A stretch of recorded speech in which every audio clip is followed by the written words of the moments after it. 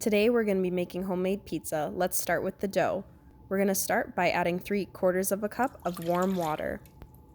We're going to check the temperature and we want it to be between 110 and 115 degrees. That's perfect. Next, we're going to proof our yeast. Add 1.5 teaspoons of sugar to your warm water. I'm adding 2¼ teaspoons of active dry yeast, which is the same as 1 packet of instant yeast. Stir the mixture and let it proof for about 10 minutes. Once your yeast has activated, add 1 cup of flour, 3/4 of a teaspoon of salt. I'm going to add some garlic to my dough, as well as oregano and red pepper flakes. Add 2 tablespoons of olive oil, and we're ready to mix. We're going to continue to mix while adding in 1 more cup of flour gradually. I've now switched to kneading the dough with my hands while adding the remaining 1 cup of flour. You'll be kneading the dough for about 5 minutes during this process. The dough should be slightly sticky by the end of your kneading, and if it's too sticky, you can add up to 1/3 of a cup more flour.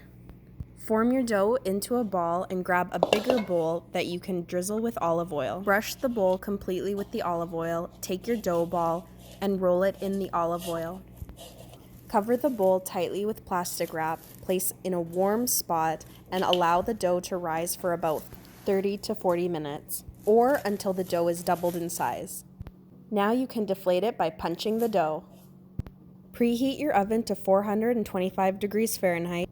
Lightly flour your surface and knead your dough about 4 to 5 times on the flour.